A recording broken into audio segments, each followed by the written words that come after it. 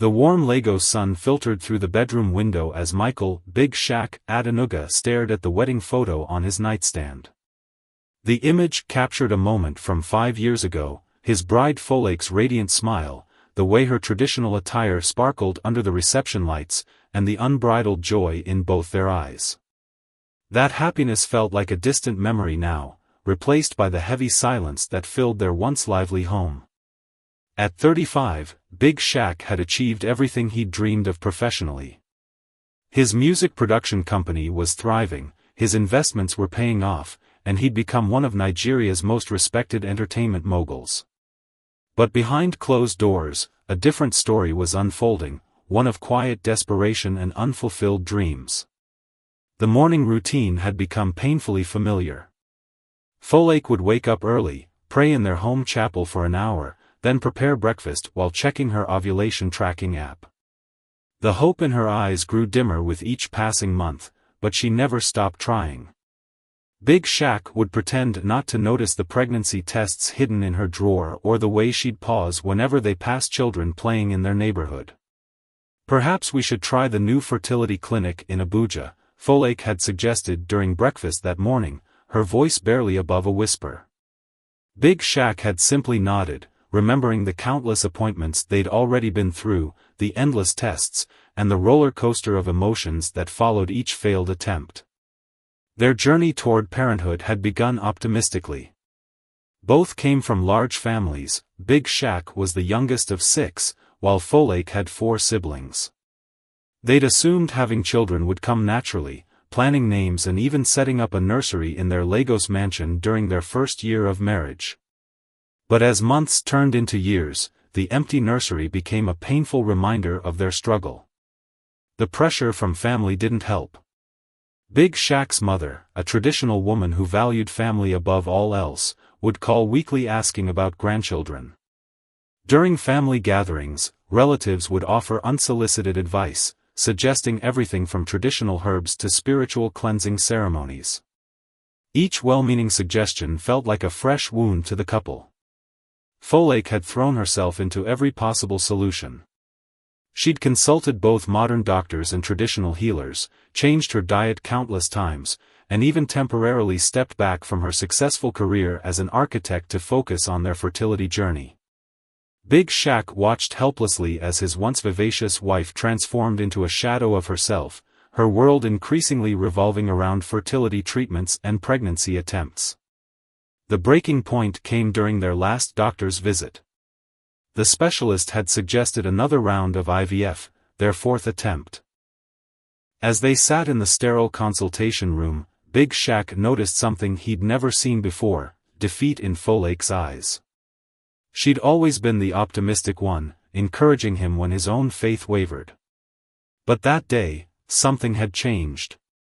That evening, as they sat in their living room overlooking the Lagos skyline, Big Shaq found himself reflecting on their journey. The laughter that once filled their home had been replaced by the weight of unspoken words and unfulfilled dreams. Their conversations, once filled with plans for the future, now revolved almost entirely around fertility treatments and doctor appointments. He remembered their last family dinner, where his younger sister had announced her 3rd pregnancy. While everyone celebrated, he'd watched Folake excuse herself from the table, later finding her crying in their car. That moment had struck something deep within him, the realization that their pursuit of parenthood was slowly destroying the woman he loved. Their friends had started avoiding certain topics around them. Baby showers became events they politely declined, and social media scrolling became a minefield of pregnancy announcements and children's birthday parties. Their world had gradually shrunk, defined by their struggle to have a child. Big Shaq found himself spending more time at his studio, throwing himself into his work while trying to ignore the growing distance between him and Folake. The passion and connection they once shared seemed to be fading, replaced by a shared pain that neither of them knew how to address.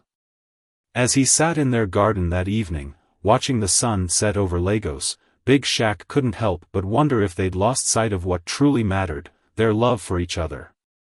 The journey to have children had consumed them so completely that they'd forgotten how to be husband and wife first.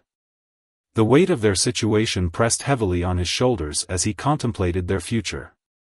They'd built a beautiful life together, but the dream of having children had become an all-consuming shadow that threatened to eclipse everything else they'd achieved. As night fell over Lagos, Big Shaq realized they were approaching a crossroads, one that would require them to make difficult decisions about their future together. The following weeks brought a different kind of tension to the Adenuga household.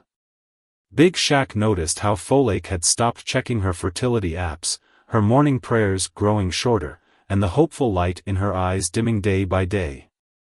The change was subtle but unmistakable, like watching a flower slowly wilt despite your best efforts to keep it alive.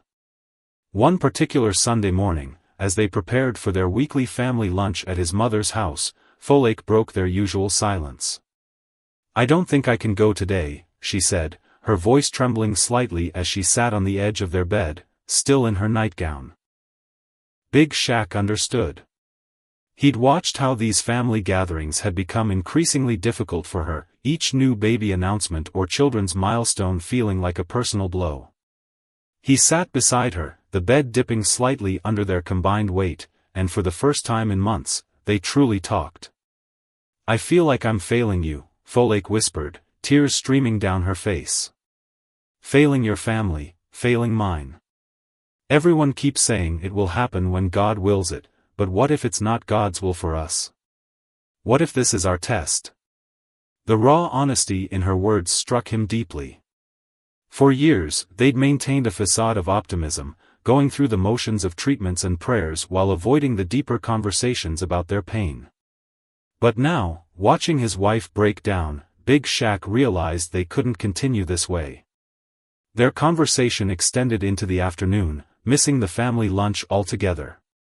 They talked about the dreams they'd put on hold, the wedge their fertility struggles had driven between them, and the unspoken resentment that had been building. Folake confessed how she'd stopped going to her architecture firm's social events because she couldn't bear the pitying looks from colleagues who'd seen her through multiple failed IVF attempts.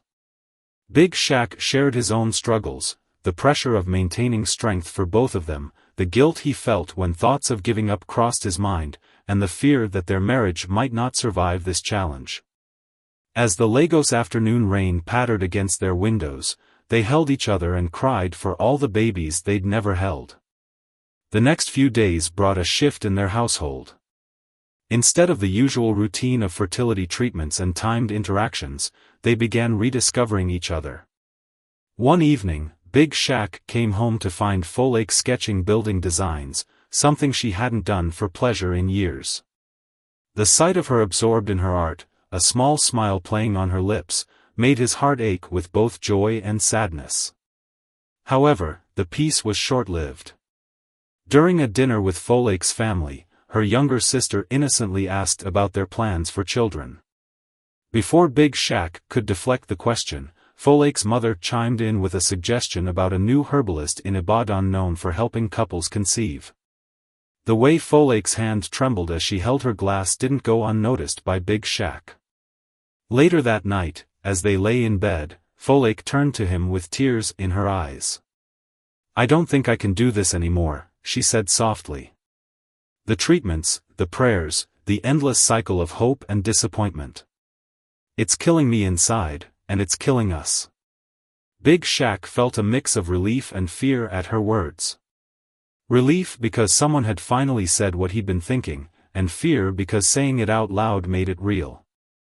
"What are you saying?" he asked, though he already knew the answer. "Maybe we need to accept that this isn't our path," Folake continued, her voice stronger now. "Maybe we need to find a way to be happy without children, or..."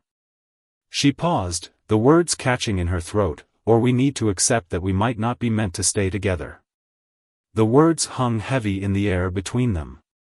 Big Shaq felt as if all the air had been sucked out of the room. He'd known they were approaching this crossroads, but hearing Folake's voice it made it devastatingly real. The thought of losing her terrified him, but the thought of watching her continue to suffer was equally unbearable. In the quiet of their bedroom, surrounded by the memories they'd built together, Big Shaq realized they were facing the biggest decision of their lives. The path ahead was unclear, clouded by years of pain and unmet expectations. As he watched Folake finally drift off to sleep, tears still wet on her cheeks, he wondered if love alone was enough to heal the wounds that their journey had inflicted. The next morning, as he sat in his studio trying to focus on a new artist's track, Big Shaq found himself questioning everything they'd been through. The countless injections, the expensive treatments, the prayers, the traditional remedies, had they been fighting too hard against destiny? Or had they not fought hard enough? The music playing through his headphones couldn't drown out the echo of Folake's words from the night before. The decision to seek marriage counseling wasn't an easy one for either Big Shaq or Folake. In Nigerian culture, bringing marital problems to outsiders often carried a stigma, but they both recognized they needed help navigating their crisis. They found a respected counselor, Dr. Adebayo, who specialized in couples dealing with fertility issues. Their first session was held in a quiet office in Victoria Island, away from the bustling streets of Lagos. The room's peaceful atmosphere contrasted sharply with the turmoil they both felt inside. As they sat on the comfortable couch, maintaining a careful distance from each other, Dr. Adebayo's gentle questioning began to unravel the complex web of emotions they'd been struggling with. "When did you last do something together that wasn't related to having a baby?" Dr. Adebayo asked, her kind eyes moving between them. The question hung in the air as both Big Shaq and Folake struggled to remember. It had been so long since they'd simply enjoyed each other's company without the shadow of their fertility struggles looming over them. The sessions continued weekly, bringing both tears and revelations. During one particularly emotional meeting, Folake shared how she'd started avoiding her closest friend Yawanda, who had recently had twins. "I want to be happy for her," she confessed, her voice breaking. "But every time I see her with her babies, it feels like a knife in my heart. I hate that I've become this person, bitter, envious, unable to celebrate others' joy." Big Shaq, listening to his wife's pain, felt his own walls beginning to crumble. He spoke about the pressure he felt as a successful man unable to give his wife what she desperately wanted. "In our culture, having children is everything," he explained. "Every time I walk into a board meeting, every time I'm at an industry event, people ask about children. It's like all my success means nothing without an heir to pass it to." Dr. Adebayo helped them understand that their worth wasn't tied to their ability to have children. She encouraged them to reconnect with the people they were before their fertility struggles began consuming their lives. This led to them making small but significant changes in their daily routines. One evening, Big Shaq surprised Folake by taking her to Terra Culture, where they had their first date years ago. As they sat enjoying traditional Nigerian cuisine and watching a cultural performance, glimpses of their old connection began to resurface. Folake laughed genuinely for the first time in months when Big Shaq attempted to mimic one of the dancer's moves, nearly spilling his Chapman drink in the process. However, healing wasn't a straight path. The next week, they attended a family wedding where well-meaning aunties surrounded Folake with suggestions and questions about children. Big Shaq found her crying in their car afterward, and the progress they'd made seemed to evaporate in an instant. Their conversations during this period became more honest, though no less painful. One night, as they sat in their garden, Folake voiced what they'd both been thinking.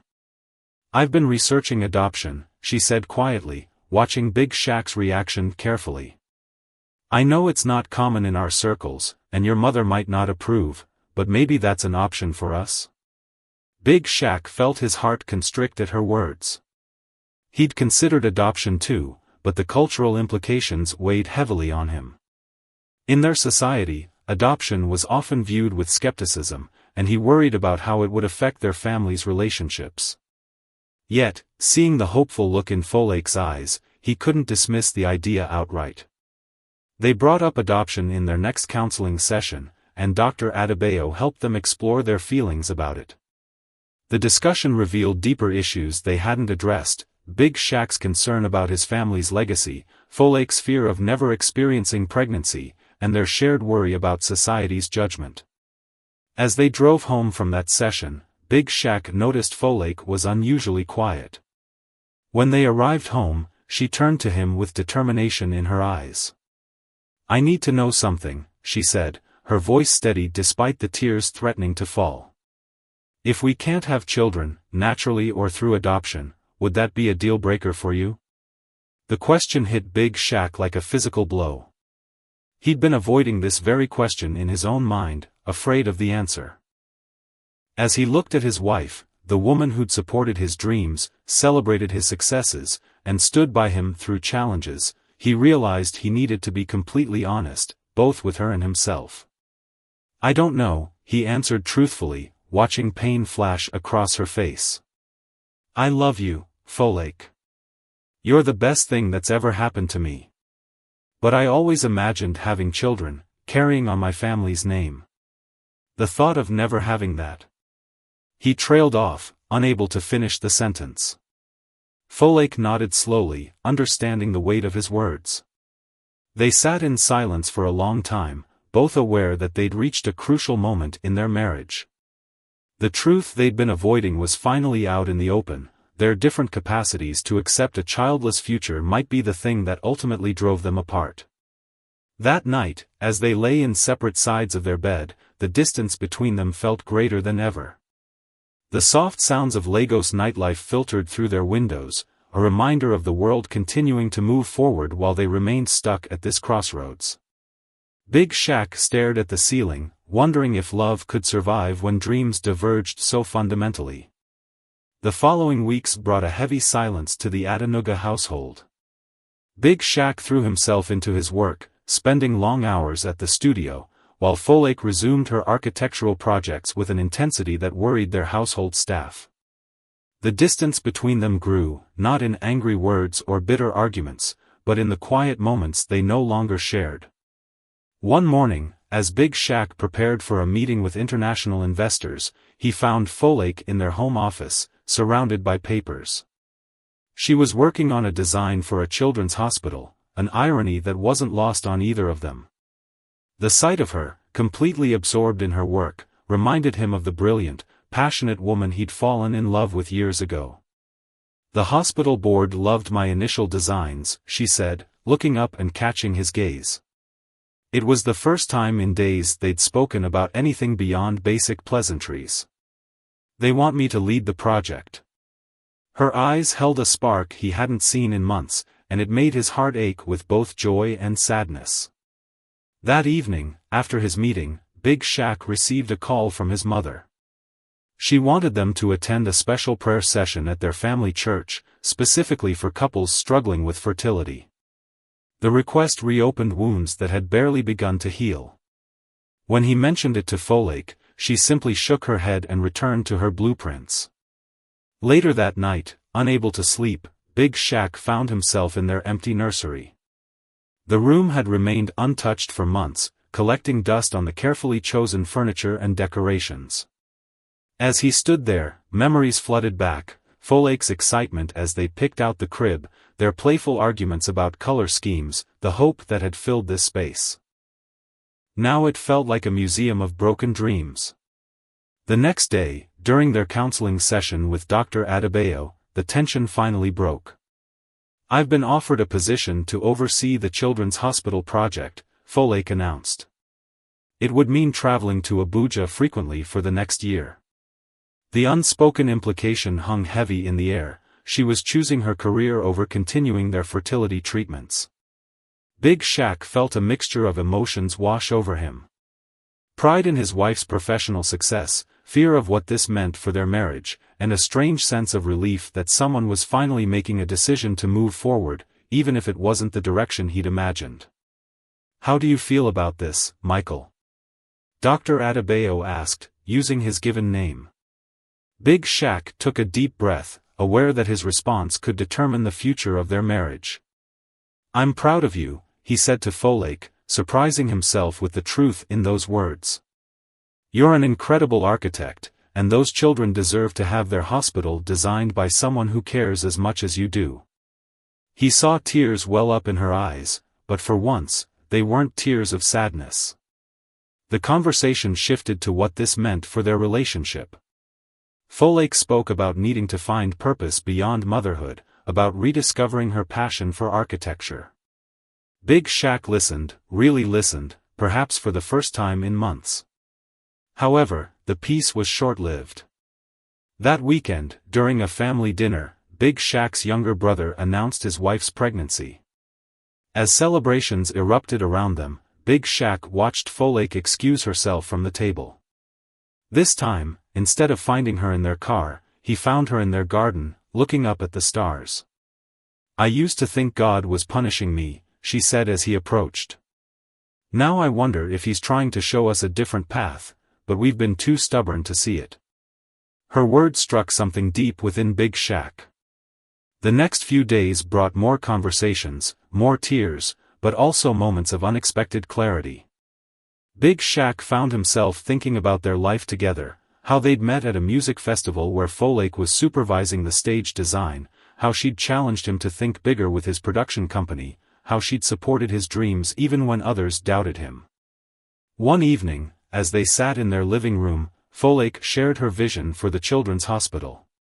Her eyes lit up as she described the healing gardens, the playrooms designed to make medical procedures less frightening, the spaces where families could find comfort during difficult times. Big Shaq realized she had found a way to channel her maternal instincts into something beautiful and meaningful. "Maybe this is your way of mothering," he said softly. "Creating spaces that will help thousands of children, not just one or two." The smile she gave him was both grateful and sad. But the reality of their situation couldn't be ignored forever. During their next counseling session, Dr. Adebayo asked them to address the elephant in the room, their different visions for the future. Big Shaq spoke about his desire for children, about the pressure from his family, about his dreams of passing on his legacy. Folake talked about her need to move forward, to find fulfillment beyond motherhood, to stop putting her life on hold for something that might never happen. The session ended with a homework assignment. They were each to spend the next week imagining their life in 5 years, both with and without children. The exercise forced them to confront their deepest fears and most honest desires. For Big Shaq, this meant late nights in his studio, writing in his journal, trying to picture a future different from the one he'd always imagined.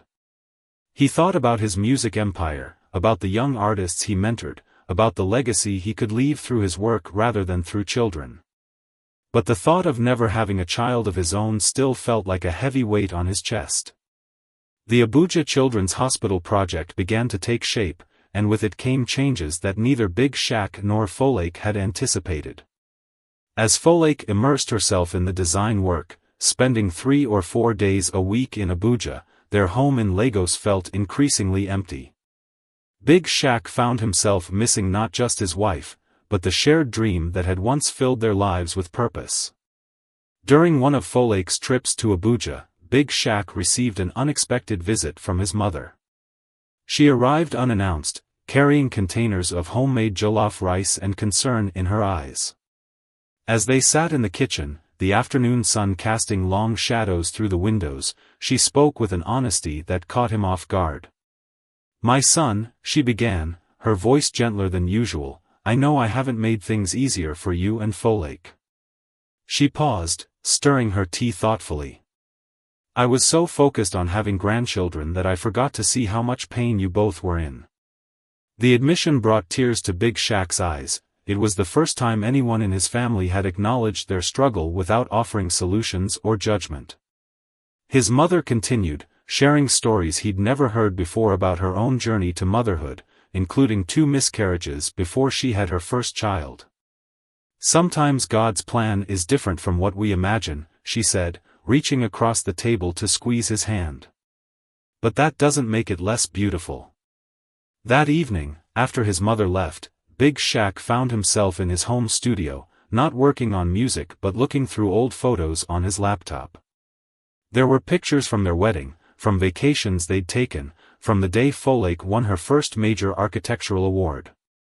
In each image, their love for each other was evident, shining through their smiles and the way they looked at each other. When Folake returned from Abuja a few days later, she brought excitement about the project's progress but also a quiet sadness. "I met a young patient today," she told him over dinner. "She's been in and out of hospitals her whole life. Her mother hasn't left her side for 3 months." She paused, pushing her food around her plate. "It made me think about what kind of mother I would have been." Big Shaq reached across the table and took her hand. "You would have been amazing," he said softly. "But maybe that's not the only way to make a difference in children's lives." The conversation led them to visit the local orphanage that weekend. It wasn't with the intention of adoption, they weren't ready for that discussion yet, but rather to understand different ways they could contribute to children's lives. They spent the afternoon playing with the kids, listening to their stories, and watching their faces light up with joy over simple things like new coloring books and soccer balls. As they drove home, Folake turned to Big Shaq with tears in her eyes. "I've been so focused on what we don't have," she said, "that I forgot about all the ways we could give love to children who need it." The realization seemed to lift a weight from both their shoulders. Their next counseling session with Dr. Adebayo took on a different tone. Instead of focusing on their loss, they talked about possibilities, not just about different paths to parenthood, but about what their life could mean if they chose to remain childless. Big Shaq shared his mother's visit and the perspective it had given him, while Folake spoke about her experiences at the hospital and orphanage. "It feels like we're starting to see each other again," Folake admitted. "Not just as potential parents, but as the people we fell in love with." Dr. Adebayo nodded encouragingly, noting how their body language had changed over the weeks. They were sitting closer now, more turned toward each other. However, the path forward wasn't without its challenges. At a music industry event, Big Shaq overheard someone questioning his masculinity because he hadn't given his wife a child. The comment stung, bringing back all his doubts and insecurities. When he told Folake about it that night, instead of retreating into their separate pain as they might have done before, they faced it together. "Your worth isn't measured by your ability to have children," Folake told him firmly. "Look at all the lives you've changed through your music, all the young artists you've mentored." She paused, then added with a small smile, "Besides, I didn't marry you for your fertility, I married you for your heart."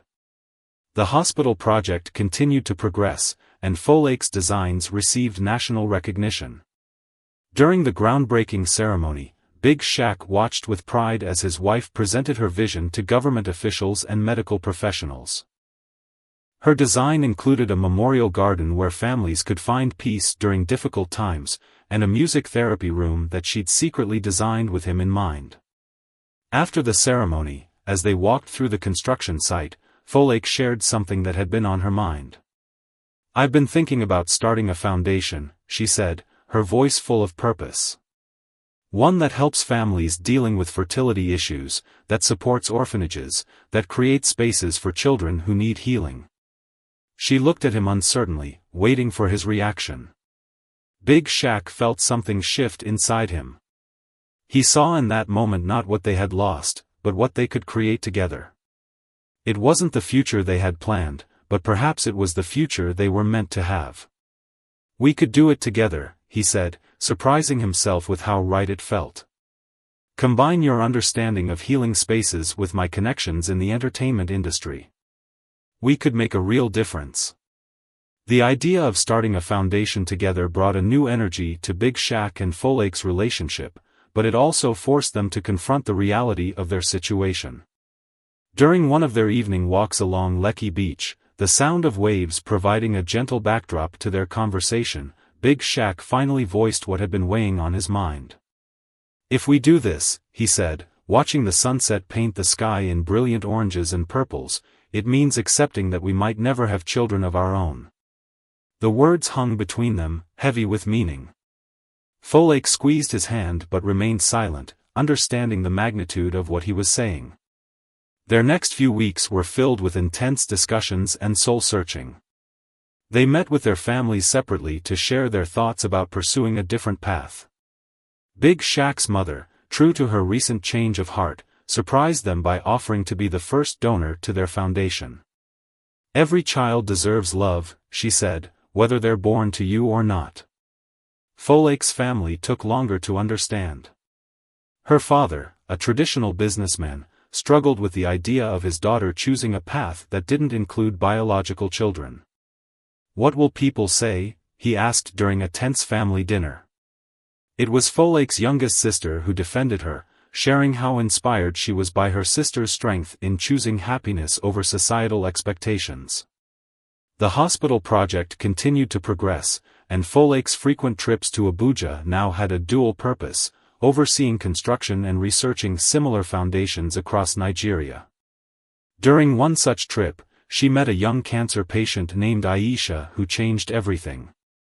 The 8-year-old girl, despite her illness, had created a small art gallery in her hospital room, selling her drawings to raise money for other sick children.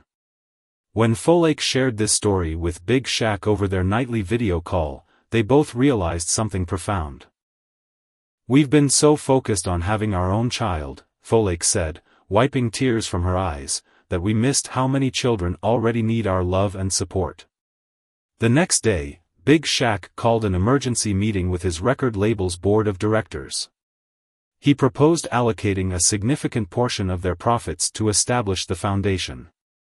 Some board members were skeptical, but when Big Shaq shared his vision of combining music therapy with architectural healing spaces, they began to see the potential impact. Their counseling sessions with Dr. Adebayo took on a new focus, not healing from loss, but preparing for a different kind of future. "You're not giving up on parenthood," she told them during one session. "You're expanding your definition of what it means to be parents." The foundation began to take shape. They named it the Bridge Foundation, symbolizing their desire to bridge the gap between children in need and the resources that could help them. Big Shaq leveraged his connections in the entertainment industry to organize fundraising concerts, while Folake worked with architectural firms to design child-friendly spaces in hospitals and orphanages. However, the path wasn't without its challenges. At a high-profile industry event, a journalist asked Big Shaq about his failure to have children and whether it affected his image as a successful man. The old Big Shaq might have retreated into shame or anger, but instead, he used the opportunity to speak openly about their journey. "Success isn't just about what you create for yourself," he told the journalist, his voice steady. "It's about what you create for others. My wife and I may not have children of our own, but we're working to create something that will help countless children for generations to come." The interview went viral, touching hearts across Nigeria and beyond.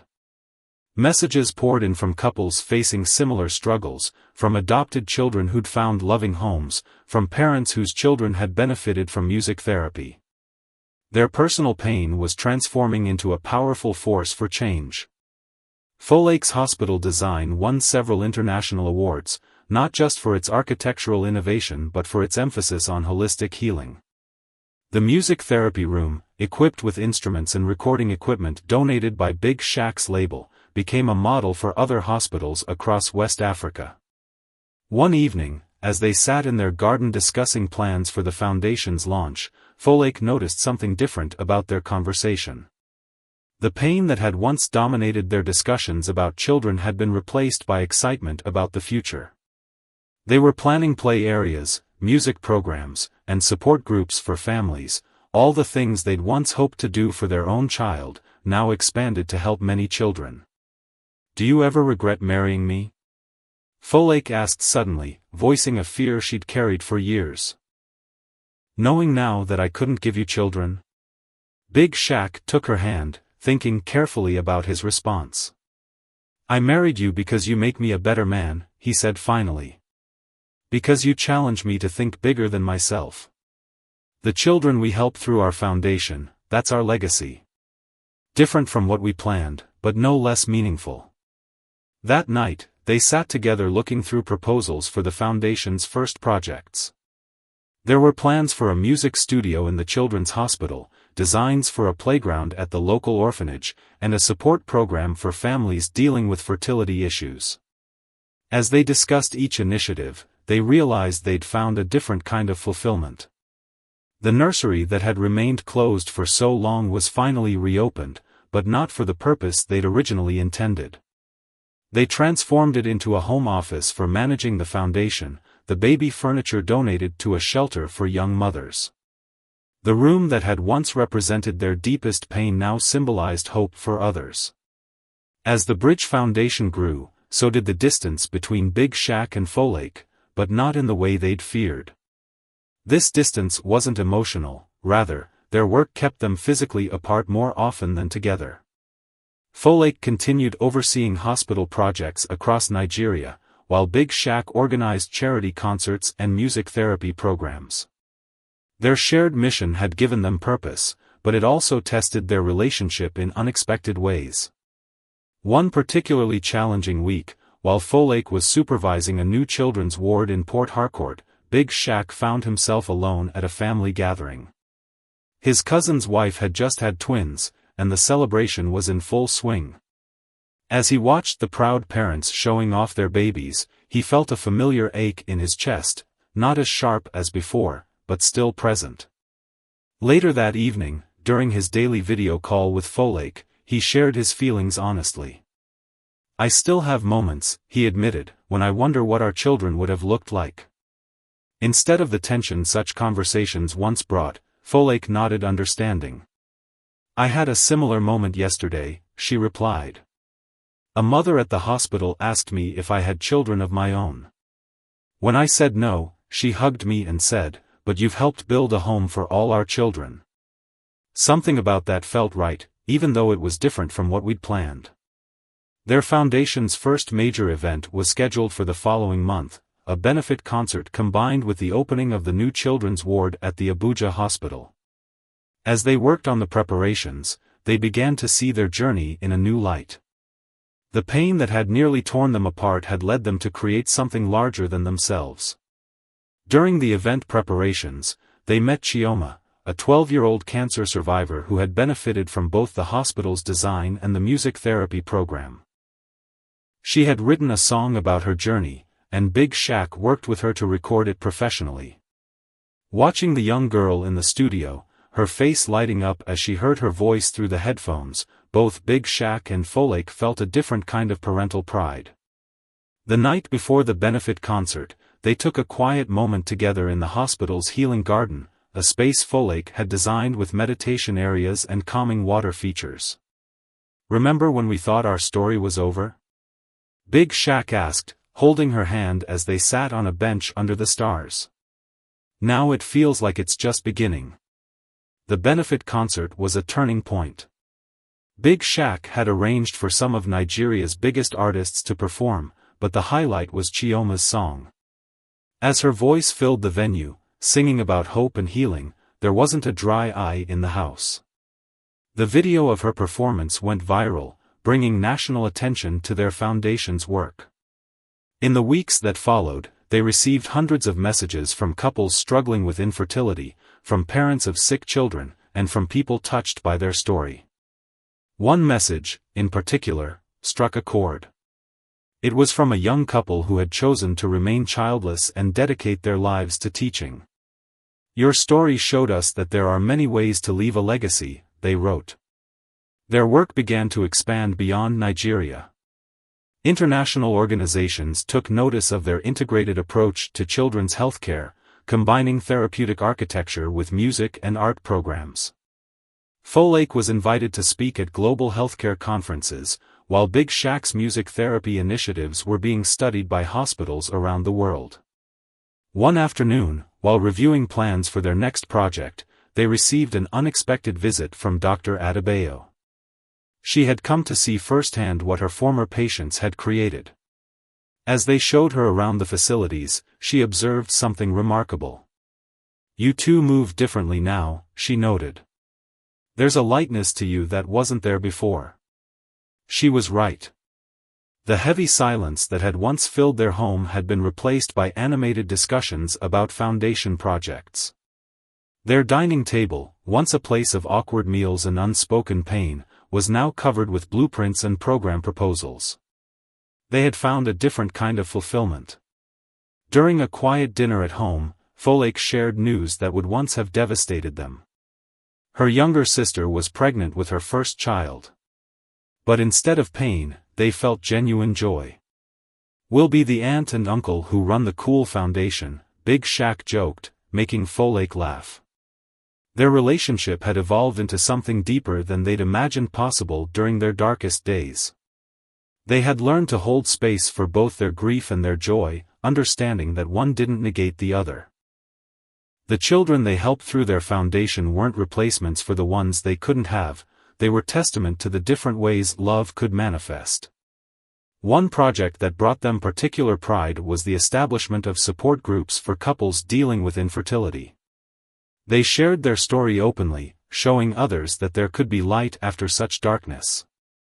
"We're not telling people to give up on having children," Folake would explain during these sessions. "We're showing them that their worth isn't determined by their ability to have them." Big Shaq's mother, who had once been their biggest source of pressure, became one of their strongest supporters. She volunteered at foundation events, sharing her own story of loss and hope with other families. The woman who had once insisted on grandchildren now spoke proudly of how her son and daughter-in-law were parents to many. As they approached their 7th wedding anniversary, they decided to renew their vows. The ceremony was held in the healing garden they had created, surrounded by the children and families whose lives they had touched.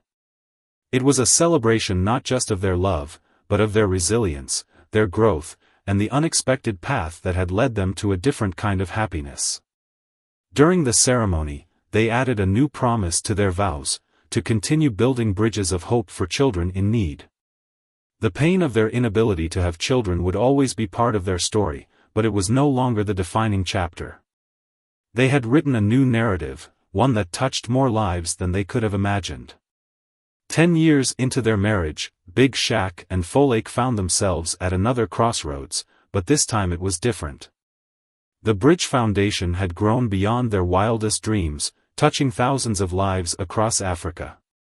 Their work had created a new model for children's healthcare, one that combined healing spaces with creative therapy.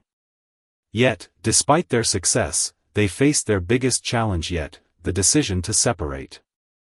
The choice didn't come from a place of anger or resentment, but from a deep understanding that they had grown in different directions. Folake's architectural vision had expanded globally, with requests for her designs coming from hospitals in Europe and Asia. Meanwhile, Big Shaq felt pulled to focus more on grassroots efforts in Nigeria, wanting to establish music therapy programs in every state. One evening, as they sat in their garden, the same space where they'd had so many crucial conversations over the years, Folake shared her thoughts. "I think we've completed our journey together," she said softly, tears glistening in her eyes.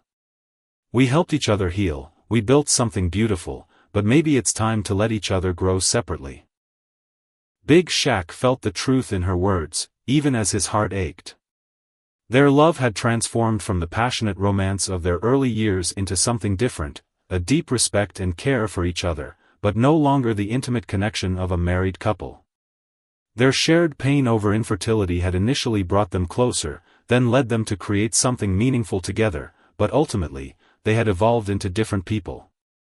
The decision to end their marriage wasn't made in a single conversation. They spent months discussing it with Dr. Adebayo, who had remained a trusted confidant through the years. She helped them see that choosing to separate didn't diminish what they'd built together, both in their foundation and in their personal growth. News of their separation sent shockwaves through Lagos society. Some saw it as the final tragedy in their story. The couple who couldn't have children now couldn't save their marriage either. But those who knew them well understood that this wasn't an ending, but a transformation. Their last project together was the completion of the foundation's headquarters in Lagos, a beautiful building that combined Folake's architectural genius with Big Shaq's vision for creative healing spaces. The structure itself told their story, a bridge-like design that connected two separate buildings, symbolizing how two different paths could still work together toward a common goal. During the opening ceremony, they stood side by side, proud of what they'd created. "Some people might see our story as a tragedy," Big Shaq said in his speech, his voice steady despite the emotion of the moment. A couple who couldn't have children, and now choose to part ways. But I see it differently. I see two people who turned their pain into purpose, who built something larger than themselves, and who are brave enough to keep growing, even if that means growing apart. Folake's speech touched on their journey from a different angle. When we started this foundation, we thought we were building a legacy to replace the children we couldn't have. What we actually built was a bridge, not just for the children we help, but between who we were and who we needed to become. Their divorce was handled with the same grace that had characterized their foundation work. They agreed to remain as co-chairs of the Bridge Foundation, understanding that their shared mission was bigger than their personal relationship. Their legal teams were surprised by their determination to keep the foundation as their shared priority, even as they divided their other assets. The foundation's work continued to flourish under their joint leadership, though they now operated from different continents. Folake based herself in Dubai, overseeing the foundation's international expansion while continuing her architectural practice. Big Shaq remained in Lagos, focusing on developing local programs and mentoring young artists who wanted to work in music therapy. Their last private conversation as a married couple took place in their garden, the night before signing their divorce papers. The air was heavy with memories, of their fertility struggles, of the dreams they'd shared, of the foundation they'd built, of the love that had transformed but never completely faded. "Do you regret any of it?" Big Shaq asked, watching the sunset paint the sky in familiar colors. Folake shook her head, her eyes clear and certain. "How can I regret something that helped us touch so many lives? Our marriage may be ending, but what we built together will continue helping children long after we're gone." The following year brought changes neither of them had expected. Folake's hospital designs gained recognition from the World Health Organization, leading to a global initiative for therapeutic architecture in children's healthcare. Big Shaq's music therapy programs became a mandatory part of treatment in Nigerian children's hospitals, with research showing significant improvements in recovery rates. They still saw each other at foundation events and board meetings, their interactions marked by mutual respect and genuine care for each other's well-being.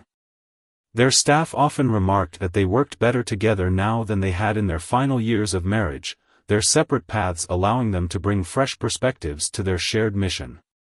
During the Foundation's 10th anniversary celebration, they sat together watching a video montage of their journey. Images flashed across the screen, their early days of struggling with infertility, the first hospital project, children laughing in music therapy sessions, families finding hope in the spaces they'd created. Their personal story of loss had transformed into a legacy of healing for countless others.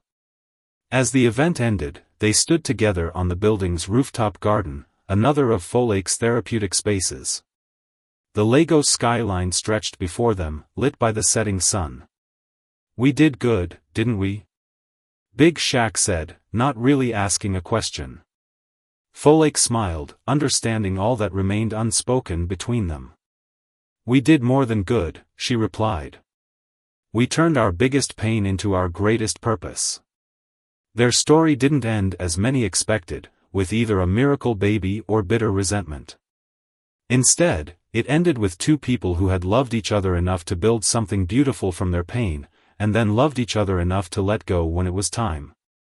Their legacy wasn't in the children they couldn't have, but in the thousands of young lives they touched, the spaces they created for healing, and the bridges they built between pain and purpose.